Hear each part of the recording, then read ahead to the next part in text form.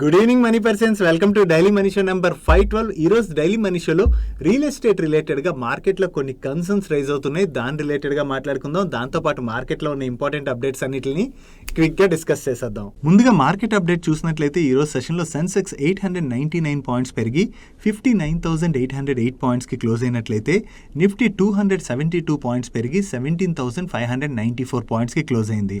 And ఈ రోజు session లో మిడ్ క్యాప్ ఇండెక్స్ 0.55% పెరిగినట్లయితే స్మాల్ క్యాప్ ఇండెక్స్ 0.64% పెరిగింది. అండ్ బ్యాంక్ నిఫ్టీ 2.13% పెరిగింది. ఈ రోజు మార్నింగ్ నుంచి మన మార్కెట్ లోని పాజిటివ్ మూమెంటం కనపడింది. దానికి మెయిన్ రీజన్ నిన్న యుఎస్ అట్లాంటా ఫెడ్ ప్రెసిడెంట్ అయినటువంటి బాస్టిక్ గారు మాట్లాడుతూ నెక్స్ట్ మీటింగ్ లోని 25 బేసిస్ పాయింట్స్ రేట్ హైక్ తీసుకోవచ్చు అని చెప్పి కామెంట్ చేయడం జరిగింది. ఇప్పటి వరకు మార్కెట్ నెక్స్ట్ ఫెడ్ మీటింగ్ లోని 50 బేసిస్ పాయింట్స్ రేట్ హైక్ తీసుకోవచ్చు అని వరీ అవడంతోనే మార్కెట్ లోని మనకి ప్రెషర్ కనపడింది. నిన్న బాస్టిక్ గారు 25 బేసిస్ పాయింట్స్ రేట్ హైక్ తీసుకోవచ్చు అని కామెంట్ చేయడంతో పాటు కమింగ్ సమ్మర్ లోని ఫెడ్ రేట్ హైక్స్ ని పాజ్ చేయొచ్చు అని కూడా ఆయన కామెంట్ చేయడం జరిగింది. సో ఆయన దగ్గర నుంచి ఇటువంటి కామెంటరీ రావడంతోనే నిన్న నైట్ యుఎస్ మార్కెట్స్ పాజిటివ్ గా రియాక్ట్ అయ్యాయి. అండ్ ఈ రోజు మార్నింగ్ మన ఇండియన్ మార్కెట్ కూడా పాజిటివ్ గా ఓపెన్ అయింది. అండ్ దీంతో పాటు మన మార్కెట్ లో ఫర్దర్ గా పాజిటివ్ మూమెంటం బిల్డ్ అవడానికి మరొక రీజన్ కూడా ఉన్నది. అదానీ గ్రూప్ లో వచ్చినటువంటి 15,000 crores ఇన్వెస్ట్మెంట్స్ తోని అదానీ గ్రూప్ రిలేటెడ్ గా కొంచెం పాజిటివ్ ఫ్యాక్టర్ బిల్డ్ అయింది. దాంతో ఈ అదానీకి లోన్స్ ఇచ్చినటువంటి బ్యాంక్స్ అన్ని కూడా ఈ రోజు ర్యాలీ అయ్యాయి. ఈ అదానీ గ్రూప్ స్టాక్స్ పెరగడం అండ్ అలాగే ఈ బ్యాంక్ స్టాక్స్ ర్యాలీ అవడం కూడా మార్కెట్ లోని ఫర్దర్ గా పాజిటివ్ మూమెంటం బిల్డ్ అవడానికి రీజన్ అయ్యాయి. అండ్ వీటితో పాటు మన కంట్రీ ఫిబ్రవరి మంత్ సర్వీస్ పిఎంఐ డేటా వచ్చింది. జనవరిలోని 57.2 గా ఉండేటువంటి మన సర్వీస్ పిఎంఐ ఈ ఫిబ్రవరిలోని 59.4 కి పెరిగింది. అండ్ మన కాంపోజిట్ పిఎంఐ కూడా జనవరి మంత్ లో 57.5 గా ఉండేది, అది 59 కి పెరిగింది. సో ఎకానమీలో కూడా యాక్టివిటీ బాగానే ఉండడంతో మార్కెట్ లోని ఈ పాజిటివ్ మూమెంటం కంటిన్యూ అయింది. నెక్స్ట్ నిన్న ఈవినింగ్ మన వీడియో రిలీజ్ చేసిన తర్వాత one of our money purse family member అయినటువంటి ఆంజనేయుల్ గారు ఒక కామెంట్ చేశారు. ఈయన ఏమంటున్నారంటే కొంచెం లేట్ అయినా పర్లేదు కానీ మార్కెట్ క్లోజ్ అయిన తర్వాత వచ్చే న్యూస్ ని కూడా యాడ్ చేయండి అని చెప్పి అడుగుతున్నారు. హలో ఆంజనేయుల్ గారు, ఐ థింక్ మీరు మార్నింగ్ మన టెలిగ్రామ్ ఛానల్ లో పోస్ట్ చేసే stocks in news post market closer ని ఫాలో అవ్వట్లేనట్టుంది.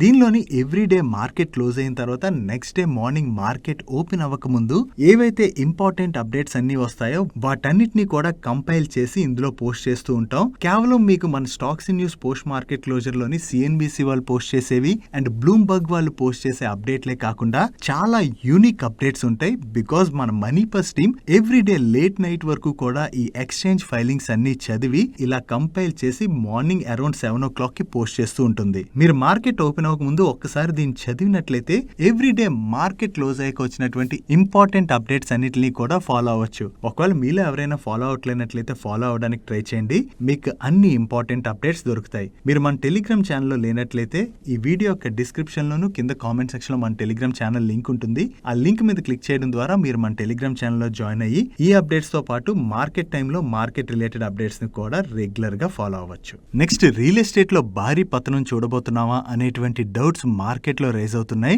దీనికి గల రీజన్స్ అన్నిటిని మనం ఇప్పుడు మాట్లాడుకుందాం. ఈ కన్సర్న్స్ రైజ్ అవడానికి ఫస్ట్ రీజన్ యుఎస్ కి చెందినటువంటి one of the biggest alternate investment management company అయినటువంటి బ్లాక్ స్టోన్ వాళ్ళు $562 million బాండ్స్ ఏవైతే వీళ్ళు ప్రీవియస్ గా ఇష్యూ చేశారో వాటి యొక్క రీపేమెంట్ డేట్ వచ్చింది. నో వీళ్ళు ఈ బాండ్స్ ని రీపే చేయలేక డిఫాల్ట్ చేసినట్లుగా న్యూస్ అప్డేట్స్ వస్తున్నాయి. ఈ బ్లాక్ స్టోన్ వాళ్ళు బాండ్స్ డిఫాల్ట్ చేయడానికి రియల్ ఎస్టేట్ పడిపోవడానికి సంబంధం ఏంటి అని చెప్పి డౌట్ వస్తుందా?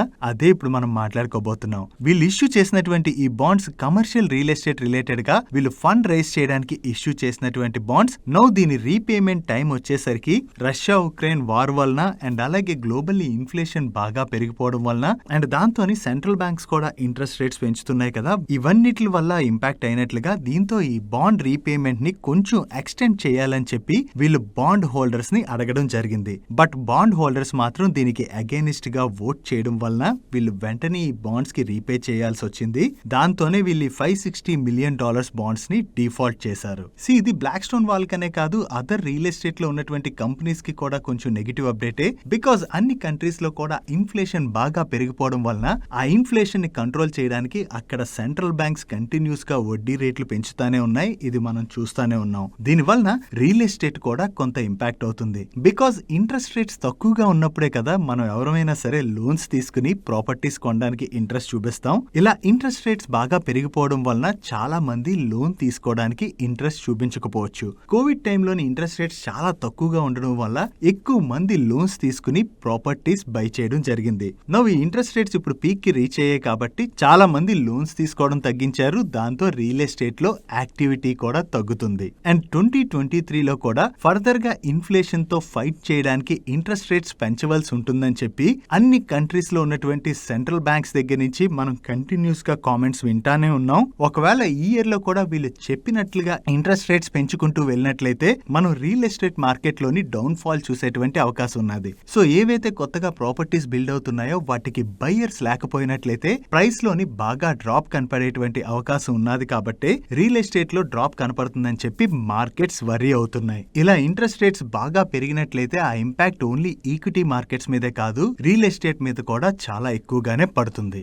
డైలీ మార్కెట్లో వచ్చేటువంటి ఇటువంటి ఇంపార్టెంట్ అప్డేట్స్ అన్నిటిని కూడా మీతో షేర్ చేయడానికి మన మనీ పర్స్ టీమ్ ఏవైతే ఎఫర్ట్స్ పెడుతుందో ఆ ఎఫర్ట్స్ గనక మీకు హెల్ప్ఫుల్ అవుతున్నట్లయితే వీడియోని మర్చిపోకుండా లైక్ చేయండి. నెక్స్ట్ నిన్న సెషన్ లో అదానీ గ్రూప్ కంపెనీస్ లోని 15,000 కోట్ల వరకు ఇన్వెస్ట్మెంట్ జరిగినట్లుగా మనం డిస్కస్ చేసుకున్నాం కదా. ఈ ఇన్వెస్ట్మెంట్ చేసింది ఒక కంపెనీయే. ఈ కంపెనీ పేరు జీక్యూజీ పార్ట్నర్స్. ఇది US based global investment management company. వీళ్ళు గ్లోబల్ అండ్ ఎమర్జింగ్ మార్కెట్స్ లోని వీళ్ళ ఇన్వెస్ట్మెంట్స్ చేస్తూ ఉంటారు. 2023 జనవరి ఎండింగ్ నాటికి వీళ్ళు $92 బిలియన్ పైనే ఇన్వెస్ట్మెంట్స్ ని మేనేజ్ చేస్తున్నారు. అండ్ ఈ కంపెనీ ఆస్ట్రేలియన్ స్టాక్ ఎక్స్చేంజ్ లో కూడా లిస్ట్ అయి ఉన్నది. అండ్ ఈ కంపెనీ యొక్క chairman and CEO Rajiv Jain గారు, ఆయన మన ఇండియనే. అండ్ ఈయన 1990లోని ఎంబీఏ చేయడానికి యుఎస్ కి షిఫ్ట్ అయ్యారు. అండ్ ఈయనకి ఇన్వెస్ట్మెంట్ మేనేజ్మెంట్ లోని 23 ఇయర్స్ ఎక్స్పీరియన్స్ ఉన్నది. అండ్ ఈ జీక్యూజీ పార్ట్నర్స్ అనేటువంటి కంపెనీని ఈయన 2016లో స్టార్ట్ చేయడం జరిగింది. అండ్ ఈ జీక్యూజీ పార్ట్నర్ ఏ అదానీ గ్రూప్ కంపెనీలో ఎంత ఇన్వెస్ట్ చేసింది అన్నది మీరు ఇక్కడ స్క్రీన్ మీద చూడొచ్చు.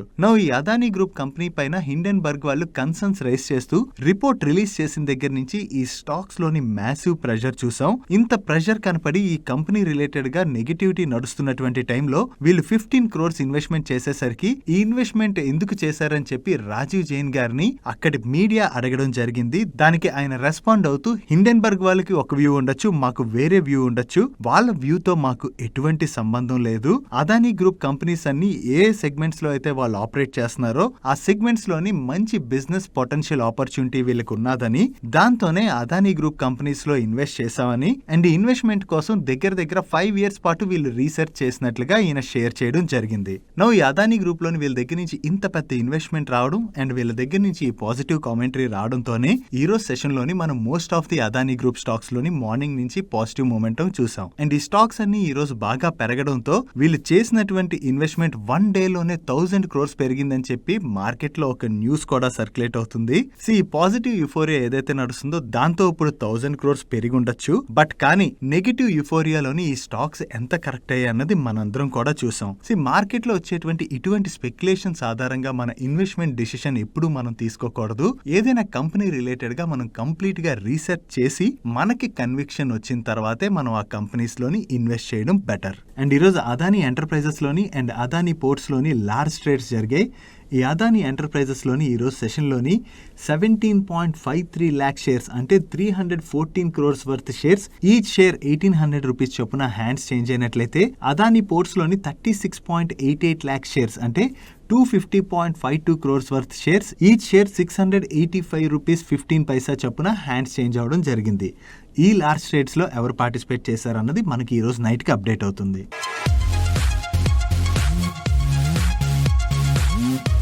Coming to Friday fun. Last week Friday fun లో భాగంగా మిమ్మల్ని బెంగళూరుని సిలికాన్ సిటీ అని ఎందుకు పిలుస్తారని అడిగాను. దీనికి ఆన్సర్ బెంగళూరులోని ఐటీ సెక్టర్ బాగా గ్రో అయింది కదా. ఈ ఐటీ సెక్టర్ ఇంతలా గ్రో అవడం వలన ఇక్కడ ఎక్కువ మంది ఐటీ ఎంప్లాయీస్ ఉంటారు. వీళ్ళందరూ కూడా సిస్టమ్స్ అండ్ ల్యాప్టాప్స్ ఎక్కువగా యూజ్ చేస్తారు. ఈ సిస్టమ్స్ ల్యాప్టాప్స్ మ్యానుఫ్యాక్చరింగ్ లోని silica is the key raw material. So ఈ సిలికాన్ ఎక్కువగా యూజ్ చేసేటువంటి సిస్టమ్స్ ఇక్కడ ఎక్కువగా ఉంటాయి కనుక బెంగళూరుని సిలికాన్ సిటీ అని పిలుస్తారు. Coming to this week Friday fun, every week 7 days ఉంటాయి కదా, అసలు ఈ 7 days ప్యాటర్న్ ని ఎవరు డిజైన్ చేశారు అండ్ ఈ డిజైన్ వెనకాల ఉన్నటువంటి మీనింగ్ ఏంటి? దీనికి మీకు ఆన్సర్ తెలిసినట్లయితే కింద కామెంట్ సెక్షన్ లో కామెంట్ చేయండి, లేదా నెక్స్ట్ వీక్ డైలీ మనీ షోలో మీకు షేర్ చేస్తాను. Next Hyderabad based pharma company అయినటువంటి నాట్కో ఫార్మా వాళ్ళ దగ్గర నుంచి నేను ఒక అనౌన్స్మెంట్ వచ్చింది. వీళ్ళ బోర్డు మార్చ్ 8 రోజున మీట్ అయ్యి వీళ్ళ ఈక్విటీ షేర్స్ యొక్క బైబ్యాక్ ప్రపోజల్ ని కన్సిడర్ చేయబోతున్నట్టుగా చెప్తున్నారు. వీళ్ళు ఏ రూట్ లో బైబ్యాక్ చేస్తారు అండ్ ఏ ప్రైస్ కి బైబ్యాక్ చేస్తారు అన్నది మనం చూడాలి. బికాజ్ ఒకవేళ వీళ్ళు కనుక టెండర్ రూట్లో బైబ్యాక్ చేసినట్లయితే అది ఇన్వెస్టర్స్ రిలేటెడ్గా పాజిటివ్, మనం కూడా టెండర్ వేయచ్చు అండ్ అందులో టెండర్ని యాక్సెప్ట్ చేసినట్లయితే మనకి పాజిటివ్ అవుతుంది. అలా కాకుండా వీళ్ళు ఓపెన్ మార్కెట్ రూట్లో కనుక బైబ్యాక్ చేసినట్లయితే ఆ షేర్స్ని ఓపెన్ మార్కెట్లో ఎవరి దగ్గర నుంచైనా అక్వైర్ చేసేటువంటి అవకాశం ఉంటుంది, కాబట్టి అది ఇన్వెస్టర్స్ రిలేటెడ్గా పెద్ద పాజిటివ్ కాదు. ఏదైనా సరే మార్చ్ 8 రోజున మనకి వీళ్ళు ఏ రూట్లో బైబ్యాక్ చేస్తారన్నది తెలుస్తుంది. ఈ పాజిటివ్ కార్పొరేట్ యాక్షన్ అప్డేట్తో ఈ రోజు సెషన్లో ఈ స్టాక్లో పాజిటివ్ మూమెంటం చూసాం. నెక్స్ట్ అదానీ గ్రీన్ ఎనర్జీ వాళ్ళు నిన్న రాజస్థాన్ జైసల్మేర్లోని 700 megawatt wind solar hybrid power ప్లాంట్ని కమిషన్ చేసినట్టుగా చెప్తున్నారు.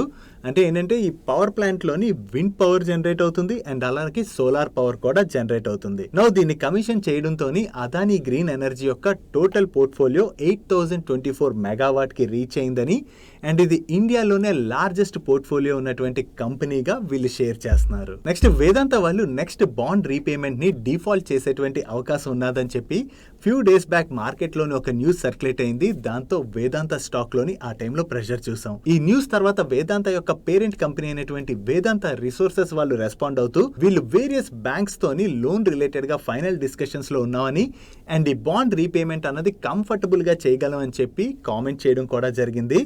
నౌ ఈ రోజు వేదాంత రిలేటెడ్ గా మరొక అప్డేట్ అయితే సర్క్యులేట్ అవుతుంది. వీళ్ళు స్టాండర్డ్ చార్టెడ్ జేపీ మార్గన్ తో పాటుగా మరికొంతమందితోని 8230 crores లోన్ రిలేటెడ్ గా డిస్కషన్స్ లో ఉన్నట్టుగా షేర్ చేస్తున్నారు.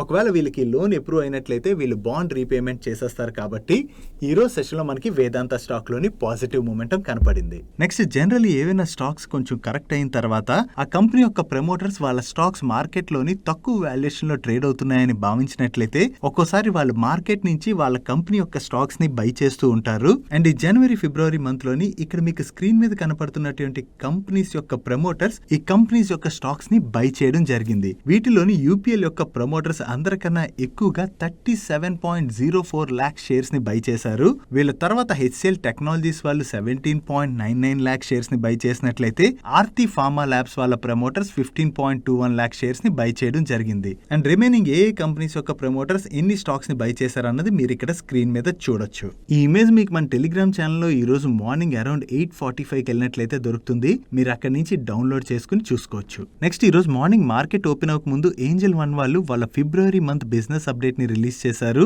ఈ ఫిబ్రవరి మంత్ లోని వీళ్ళ క్లయింట్ బేస్ లోని ఇయర్ ఆన్ ఇయర్ లో చూసినా క్వార్టర్ ఆన్ క్వార్టర్ లో చూసినా ఇంప్రూవ్మెంట్ కనపడుతుంది. అండ్ గ్రాస్ క్లయింట్ ఎక్విజిషన్ లో ఇయర్ ఆన్ ఇయర్ లో స్లైట్ గా డ్రాప్ కనపడుతున్నట్లయితే మంత్ ఆన్ మంత్ లోని 15% గ్రోత్ డెలివర్ చేశారు. అండ్ వీళ్ళ overall average daily turn over లో ఇయర్ ఆన్ ఇయర్ లో చూసినా మంత్ ఆన్ మంత్ లో చూసినా కూడా మంచి గ్రోత్ డెలివర్ చేయడం జరిగింది. మెయిన్లీ F&O సెగ్మెంట్ లోను అండ్ కమోడిటీ సెగ్మెంట్ లోను ఇయర్ ఆన్ ఇయర్ లోను మంత్ ఆన్ మంత్ లోను మంచి గ్రోత్ డెలివర్ చేశారు. బట్ క్యాష్ సెగ్మెంట్ లో మాత్రం ఇయర్ ఆన్ ఇయర్ లోను మంత్ ఆన్ మంత్ లోను డ్రాప్ కనిపిస్తుంది. ఓవరాల్ గా అయితే ఈ ఫిబ్రవరి మంత్ లో వీళ్ళ నెంబర్స్ లో మంచి గ్రోత్ డెలివర్ చేయడంతో ఈ రోజు సెషన్ లో ఏంజల్ వన్ స్టాక్ లో మనకి పాజిటివ్ మూమెంటం కనపడింది. నెక్స్ట్ WPIL లిమిటెడ్ వాళ్ళకి మధ్యప్రదేశ్ జల్ నిగమ్ మ్యారియాడిట్ వాళ్ళ దగ్గర నుంచి 4 LOAs వచ్చినట్లుగా వీళ్ళు అప్డేట్ చేస్తున్నారు. ఈ LOA లో భాగంగా మీకు ఇక్కడ కనపడుతున్నటువంటి టర్న్ కీ ప్రాజెక్ట్స్ ని వీళ్ళు ఎగ్జిక్యూట్ చేసి 10 years పాటు ఆపరేషన్ అండ్ మెయింటెనెన్స్ కూడా చేయాలని చెప్పి మెన్షన్ చేస్తున్నారు. ఈ టోటల్ LOAs యొక్క కాస్ట్ 1225 crores. వీటిని నెక్స్ట్ 24 months పీరియడ్ లోపు వీళ్ళు కంప్లీట్ చేయవలసి ఉన్నది. ఈ కంపెనీ యొక్క మార్కెట్ క్యాప్ 1900 crores పైనే ఉన్నది. ఈ 1900 crores పైన మార్కెట్ క్యాప్ ఉన్నటువంటి కంపెనీకి 1225 crores వర్త్ ఆర్డర్ వచ్చిందని ఈ అప్డేట్ తో ఈ రోజు సెషన్ లో ఈ స్టాక్ 10% పెరిగి అప్పర్ సర్క్యూట్ లో లాక్ అయిపోయింది. నెక్స్ట్ అలంబిక్ ఫార్మా వాళ్ళ దగ్గర నుంచి ఒక అనౌన్స్మెంట్ వచ్చింది. వీళ్ళు గుజరాత్ లోని అండర్ కన్స్ట్రక్షన్ లో ఉన్నటువంటి 3 మ్యానుఫ్యాక్చరింగ్ ఫెసిలిటీస్ రిలేటెడ్ గా ఈ అప్డేట్ ని రిలీజ్ చేశారు. ఈ మ్యానుఫ్యాక్చరింగ్ ఫెసిలిటీస్ కి US FDA అప్రూవల్స్ వీళ్ళు ఎస్టిమేట్ చేసిన దానికన్నా కూడా బాగా డిలే అయ్యాయని అండ్ అంతేకాకుండా US జెనరిక్స్ మార్కెట్ లోని ప్రైస్ ఎరోషన్ అంటే ప్రైస్ బాగా కరెక్ట్ అయిందని అండ్ దీంతో పాటుగా ఇప్పుడు డొమెస్టికల్లీ అండ్ గ్లోబల్లీ కూడా ఇంట్రెస్ట్ రేట్లు బాగా పెరుగుతున్నాయి. సో వీటన్నిటి వలన ఈ అసెట్స్ లోని వీళ్ళు ఎంతైతే ఇన్వెస్ట్ చేశారో అంత రికవర్ చేయలేమని భావిస్తున్నట్లుగా అనౌన్స్ చేశారు. దాంతోనే ఈ మ్యానుఫ్యాక్చరింగ్ ఫెసిలిటీస్ లోని వీళ్ళు ఇన్వెస్ట్ చేసినటువంటి 1150 crores ని రైట్ ఆఫ్ చేస్తున్నట్లుగా ఈ రోజు అనౌన్స్ చేయడం జరిగింది. నెక్స్ట్ టాటా మోటార్స్ ఈ రోజు ఒక మైల్ స్టోన్ ని అచీవ్ చేసింది.